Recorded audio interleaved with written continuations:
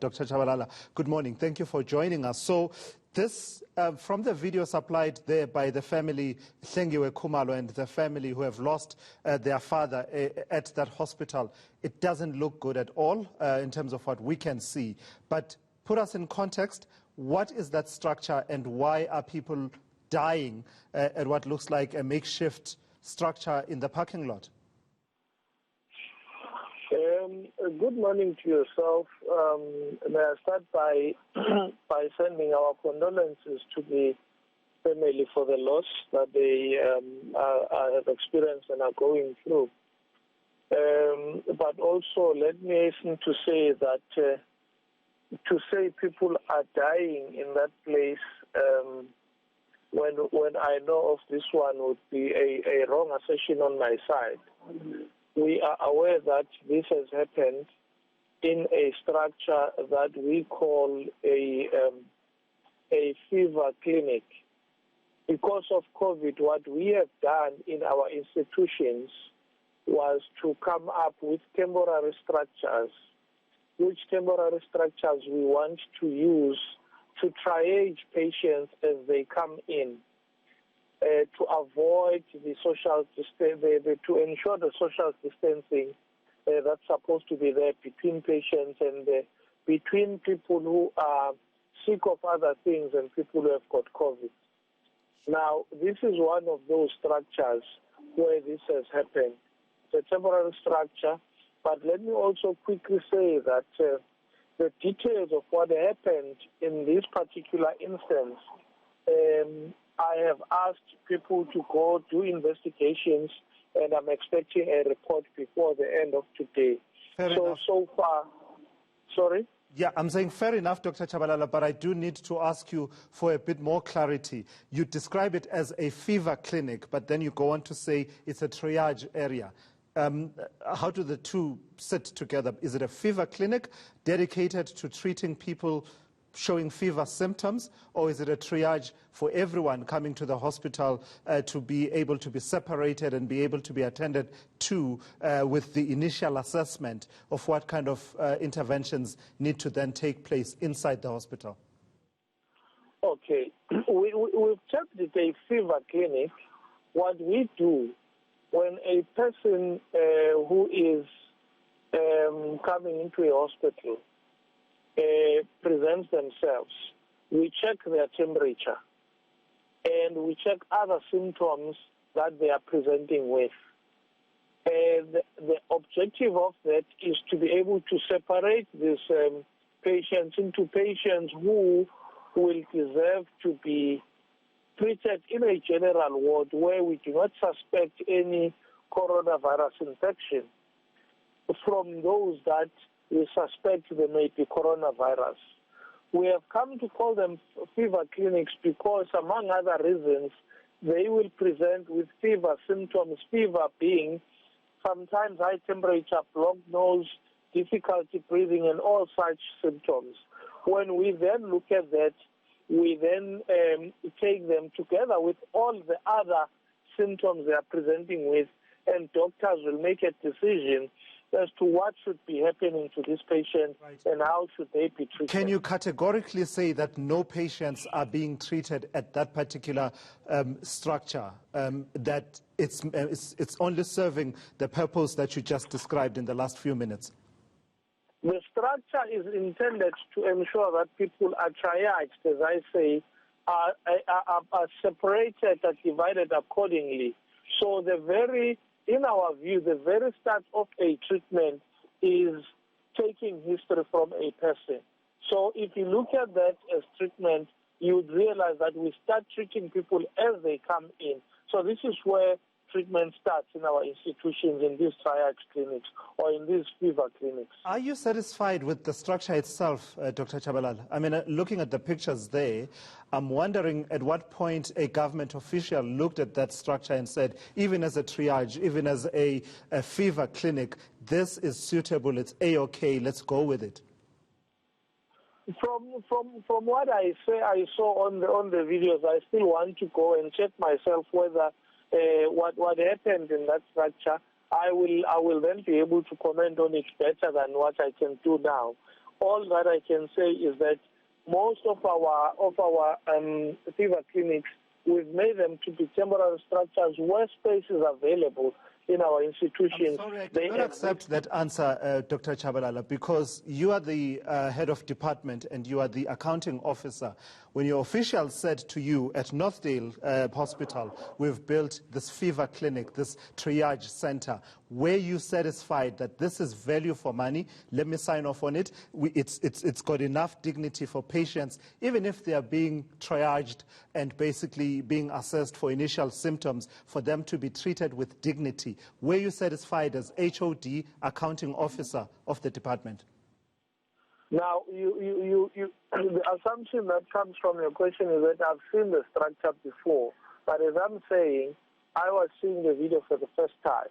That's one part. Also, there are delegations that would be given to CEOs of institutions for certain amounts of money where I may not have gone to see the structure as such to then say, as a person, I'm satisfied.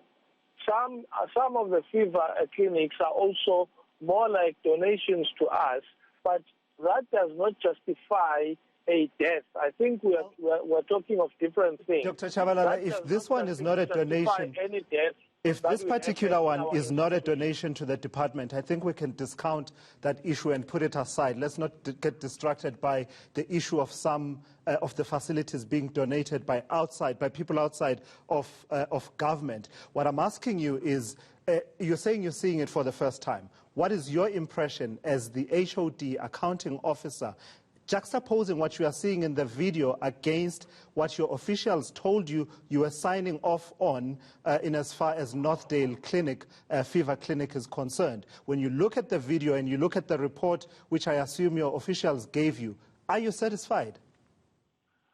You see, I did allude to the fact that I've asked my officials to go and do an investigation.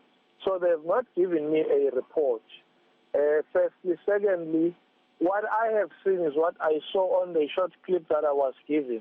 And I want to then get the report from my officials, go there myself. Do you like what you see in the short video, Dr. Chabalala? Do you like what you see in the short video, Dr. Chabalala? I would love to answer your question, but it seems like I don't have to. What do you mean you don't have to answer my question? Do you like it as a public official? Do you like what you see? Let me tell you then, I don't like what I see. To answer your question before I even finish, I then have to stop and listen to another question. It's a conversation, so Dr. Chabalala. That's how it goes. And I'm trying to get... It's a conversation. It's a conversation. Yes. So, a conversation means one listens and the other one talks. Okay, let me ask you, do you like what you see when you look at the short video? With everything you've said about sending officials to do further investigations and yourself not having seen the structure yourself physically, do you like what you see when you look at the video? I don't like what I see. I don't think it's suitable that patients could be sitting in those structures that are exposed to the elements. Then I'm asking you, as HOD, accounting officer, do you like what you see? I've seen a snippet of that area, which was what was on the clip, as I'm saying, and I'm saying therefore I want to investigate further.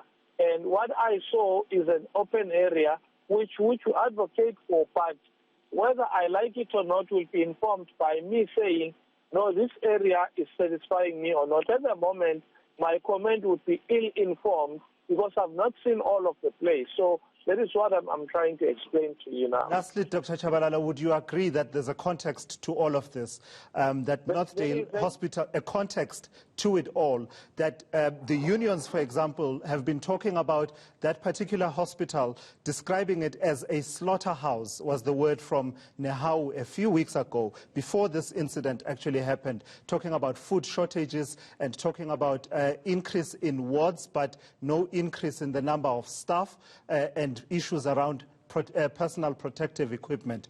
So the context, do you accept that this is a troubled institution? Now, let me try to unpack. You've mentioned a lot of things in your question. We can assure you in the province that we are not short of personal protective equipment. We are certain about that one.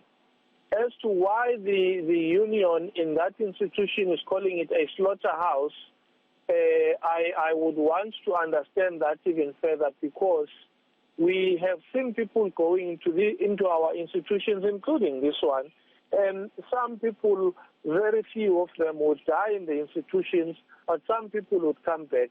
To call it a slaughterhouse is another story from their side. I would need to understand that. However, you are also saying they are not satisfied by many other things.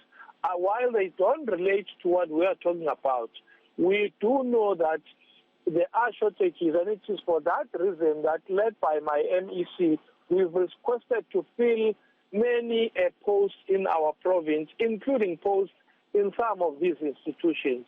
We appreciate that there is no perfection in our institutions, and we are working on a lot of other interventions to improve on all those interventions, including improvements in this very institution. All right, thank you for that. That's Dr. Sandile Chabalala. He's the head of department at the Department of Health in KwaZulu-Natal. I think my concern is for the many families that are probably still going to take some of their family members to that very same, makeshift facility. And while the HOD still has to conduct investigations and make up his mind on whether he likes what he sees or not, there's still many more families whose lives must still be affected by what we see there. I would hope, to me, that beyond receiving a report from his officials, the HOD actually goes there physically, because we are partly in this situation because he says he's never seen the facilities himself, the facility, that particular one, himself, and relied on officials. So if officials gave you a report that says it's A-OK, and here's what we are seeing, and now you are depending on the same officials to go back and check and come back to you. I don't know. At some point, I think the HOD may want to actually go out there and find out for himself.